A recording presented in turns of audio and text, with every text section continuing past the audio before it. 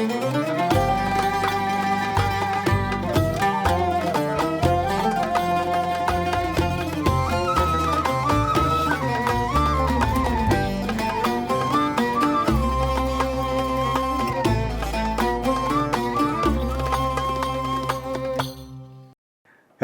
and welcome back. As we near the conclusion of our shared journey through the communities of Babylon, Aleppo, and Jerusalem, and their musical traditions, the stories that shaped them, and the music we heard and sang, we'd like to step back and consider a broader perspective.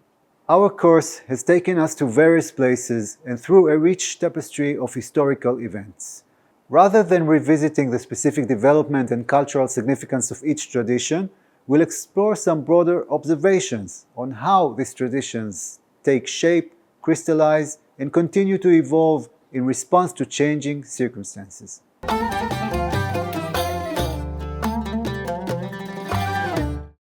We have observed how the development of each tradition emerged through encounters across multiple dimensions.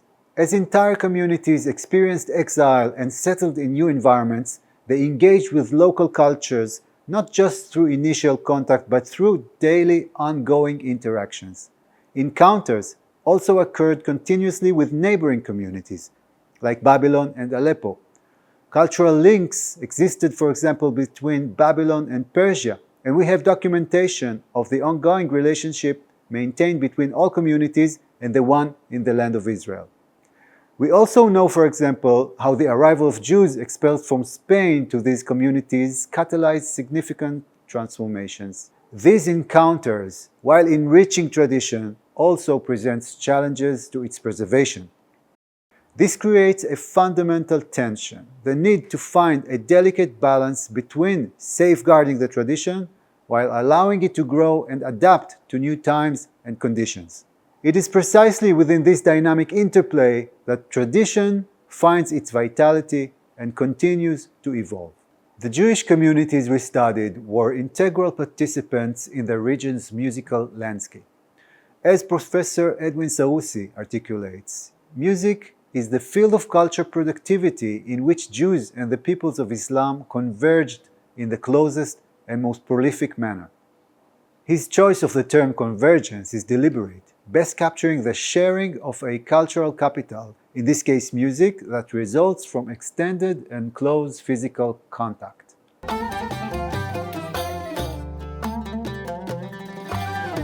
Broader historical processes transformed both these communities and their surroundings, whether through geopolitical shifts, the emergence of philosophical movements like Kabbalah and Sufism, or forces of modernization, all shaping these traditions and challenging this delicate balance. The traditions we know today, including the piyutim we have learned to sing, reach us after centuries-long processes of transmission and development. Significantly, all scholarly research on these musical traditions was conducted after these communities has departed their lands of origin at a specific historical moment when they were already shaped by processes of modernization, nationalism, and other transformative forces we have discussed.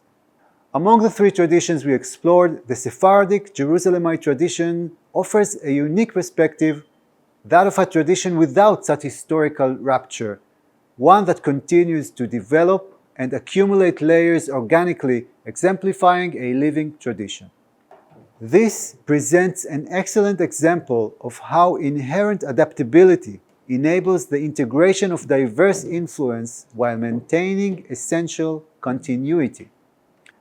We see this integrative capacity clearly in how it has observed elements from other traditions, notably the practice of the Aleppian Bakashot, which has become so thoroughly integrated that the boundaries between these traditions have become increasingly fluid. This dynamic process demonstrates how tradition can serve as a unifying force, creating shared cultural frameworks and pathways for collective expression.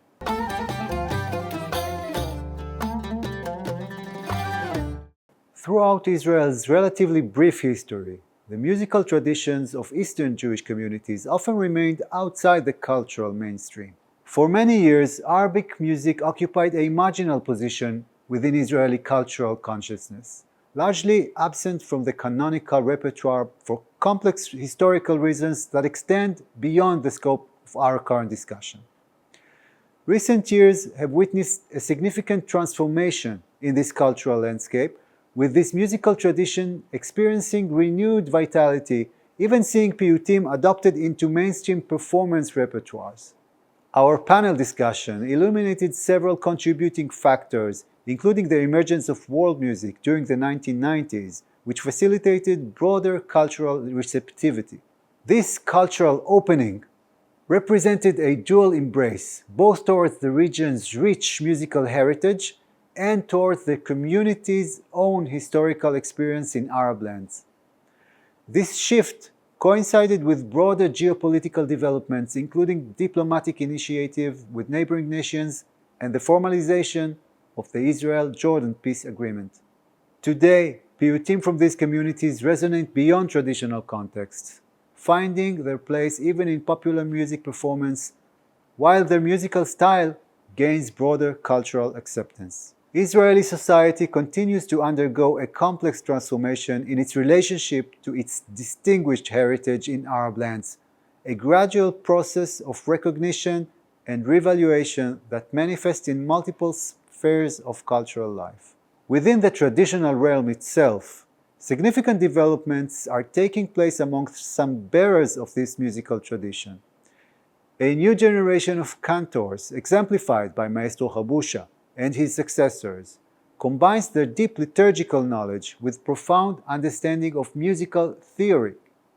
This synthesis of traditional and theoretical knowledge enabled these musician cantors to engage meaningfully with both the broader Makam tradition of the region and Western musical discourse. While not all cantors pursue this path of musical study, those who do create important bridges between liturgical practice and broader musical traditions. All these parallel processes, social transformations, cultural revaluation, and developments within traditional practice create the environment in which tradition continues to evolve. Each of us, whether positioned within the tradition or intersecting with it from other cultural spaces, contributes to its ongoing vitality. Whether as synagogue congregants, listeners to slichot or piyutim broadcasts, or as participants in broader cultural circles, we all form links in this chain of living traditions. In our next chapter, we will consolidate our understanding of Arabic musical theory and even dare to carefully examine its fundamental concepts alongside those of Western music, a complex but eye-opening comparison that can enhance our understanding of both.